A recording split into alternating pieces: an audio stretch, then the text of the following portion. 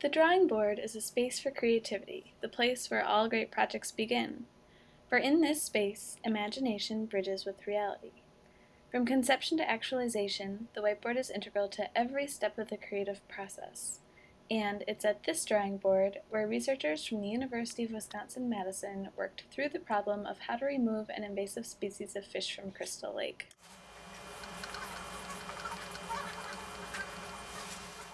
The Crystal Lake Mixing Project grew out of an insight about rainbow smelt's thermal preferences.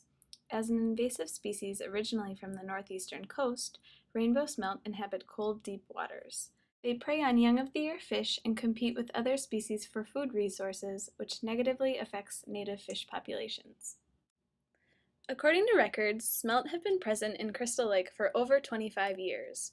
Researchers have seen a decline in yellow perch as the populations of rainbow smelt have come to dominate the fish community. Since smelt are the only cold-water fish in Crystal Lake, scientists decided to take advantage of this cold-water preference and use it as inspiration for their innovative removal technique.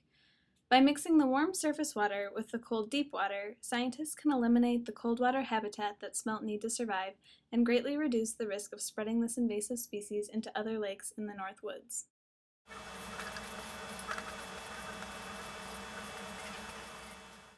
In 2008, UW-Madison graduate student Jordan Reed, along with other colleagues, designed jellies as an alternative to using aeration and dissolved gases for mixing a bog.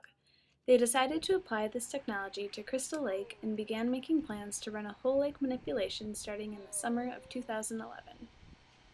So after 2008, where we had a successful lake mixing experiment, we decided to scale up the project for Crystal Lake. We went from that bog mixing experiment, which was on a 4-meter lake with 2 jellies, to then Crystal Lake, where we scaled all the way up to 12. The basic idea behind the jelly mixing system is to move large membranes up and down through the water column. The upward motion of the jellies is controlled by adding air to a bladder that causes them to float. After jellies surface, this air is vented and they sink back down to the bottom of the lake.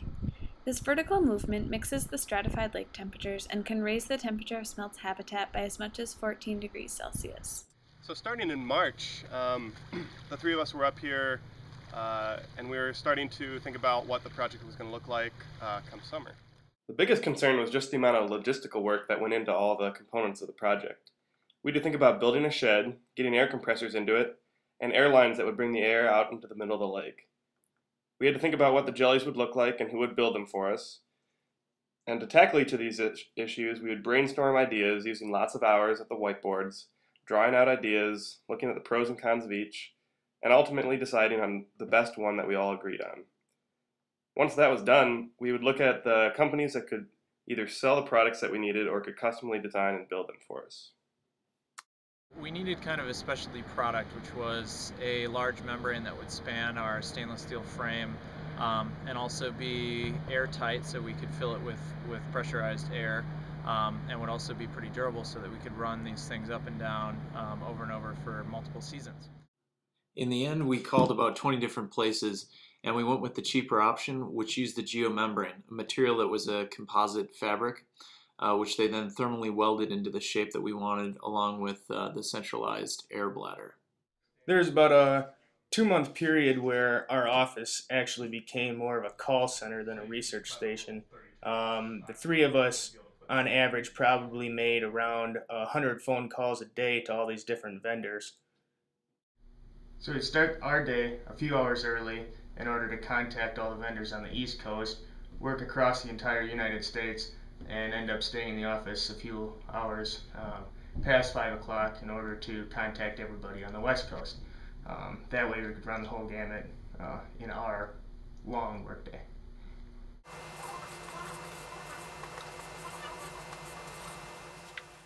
Since this system depends on air delivery, the crew needed a way to get air out to the center of the lake. They leased a small tract of land on Crystal Lake from the DNR and began constructing an air compressor shed in early spring. This shed houses the pumps that supply compressed air to the jellies. The next task was installing airlines that run from the shed all the way to the center of the lake. To do this, the crew hooked up with a directional borer that took an 80-foot, 8-inch sleeve underneath the bike path all the way out to the berm by Crystal Lake.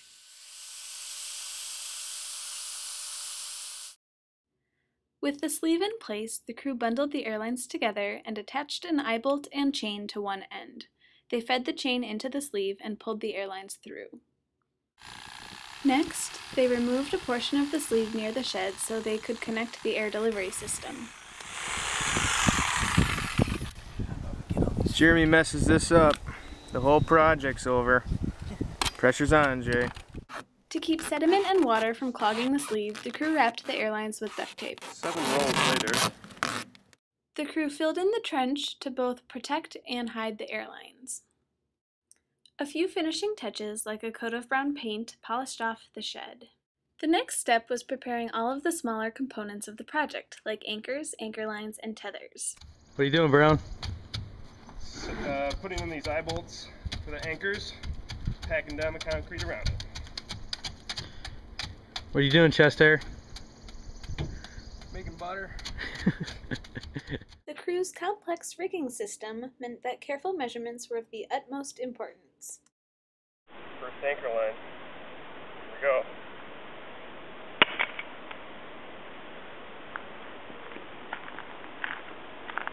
Beautiful. Beautiful. Yeah. Anchor lines connect to the no-entry buoys, and the tether lines stabilize the jellies and keep them moving in a vertical path. To assemble the tether lines, researchers spliced nylon double-braided rope. At an hour per splice and 24 splices to make, the crew definitely showcased their patience and attention to detail. Once the smaller components were finished, the crew focused their efforts on building jellies. They received a shipment of straight stainless steel pieces and curved elbows that would form the octagon-shaped jelly frame. So to make each one of the frames, we had 8 sides and then some bent metal pieces that would connect them. And we originally priced out a number of steel workers to make this for us, and the bids came in quite high at around $30,000. So in the end, what we decided to do was just buy the raw metal and do this fabrication ourselves. So the price tag for the frames, all said and done, was about $7,000, but on the other side of the coin, we ended up spending about 200 hours of our own time working up all the metal. When the crew received a pallet of 13 membranes by late June, they fueled up with the team dinner before heading over to the Ace parking lot after hours. With permission from the hardware store, the crew laid out all the membranes and moved around in teams, measuring, marking, and punching holes that would connect the membranes to the frames. If you can pull it. On that corner.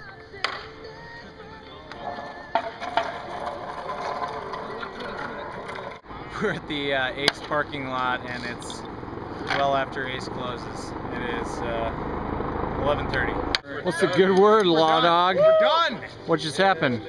Before midnight. We just punched all the holes in the membranes. It's rocket time tomorrow. Putting them in. The next day, we came over to Crystal Lake Beach with all of the membranes, all of the frame pieces, and started assembling all of the jellies out on the beach. And we were assembling for 2 days, making all the frames and then connecting all the membranes to the frames, and then plugging the airline connection to make sure we didn't get any sand in it and whatnot. And we pretty much just laid out all these jellies. We made 12 of them and laid them out like a deck of cards on the beach to get ready to put them in the lake. After constructing all the jelly parts and pieces, the group had to build the brain to control airflow to the center of the lake. This is a junction terminal for power and power delivery for the solenoid valve controls, which control where air is going and what time it's going there.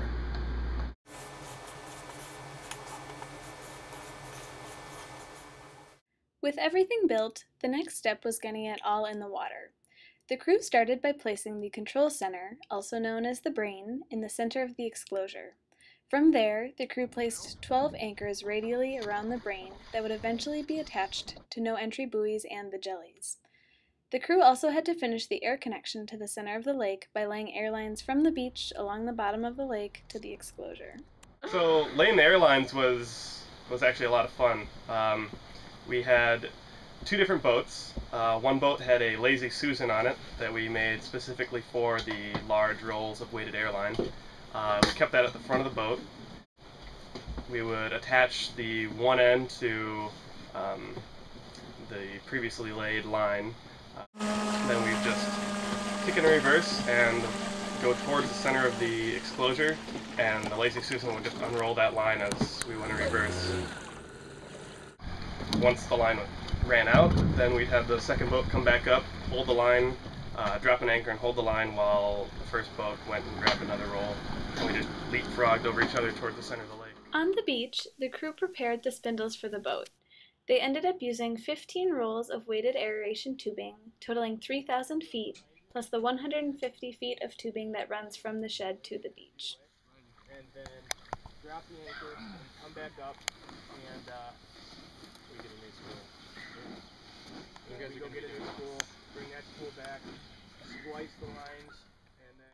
After trenching the airlines and cleaning up the beach, the crew is finally ready to deploy the jellies. Throughout the course of 2 days, the Crystal crew lifted each 300-pound jelly onto 2 boats and drove it to the center of the lake.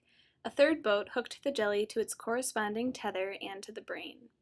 After an incredible collaborative effort, the jellies were finally resting at the bottom of Crystal Lake, waiting for airflow to be turned on.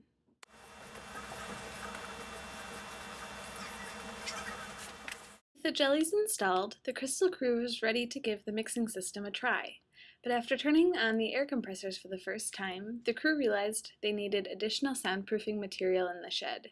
They could hear the compressors all the way on the other side of the lake. So, the crew used soundproof insulation batting and a specialty soundproofing composite that blocks, absorbs, and reflects different frequencies of sound and vibrations. What are you doing, Zach? Soundproofing! Soundproofing the Crystal Mix shed. With hopes that their newly insulated shed would stifle the noise of the compressors from making its way to the campers or beachgoers, the crew flipped the switch again. Dude, they are way calmer.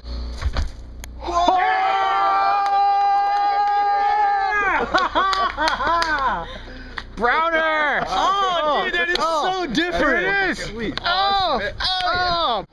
What's up, guys? What are you about to do? We're gonna raise a jelly. Excitement and anticipation continued as the crew ran test trials on the jellies. Their goal was to adjust the air pressure and delivery system so that the bladder of the jelly would just barely break the surface of the water. But the group needed to fine-tune the precise volume of air needed to fill the jelly, along with the perfect amount of time to vent that air during the jelly's ascent in the water column. We created a system that would allow the jellies to vent as they rose up through the water column, because as they go from about 30 psi to about 0 psi at the surface, the air inside those bladders has less and less pressure around it from water pressure. So we had to then work in a secondary stage which would allow us to vent air. So, the crew returned to the drawing board and came up with new modifications to the jellies. After a bit of fine-tuning in the water, the crew was ready to give it another try. Look at that. Oh! Oh, it worked! So what just happened? Came up into place? Did our jelly come up on her own? On her own, First one, with no assist.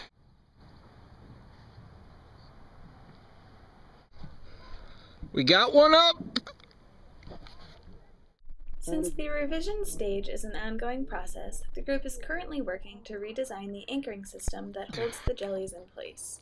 In July, we had some issues with getting the jelly system going.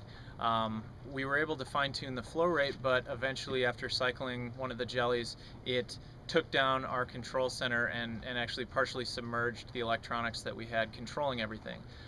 So that caused us to have to kind of go a little bit back to the drawing board and come up with a system that would better keep the jellies in place and also make sure our control center wasn't susceptible to being taken underwater again in the future. We're pretty excited about moving forward because we've shown that we can operate the jellies effectively going up and down, and we just kind of need to cross one more hurdle before we can be set to mix Crystal Lake.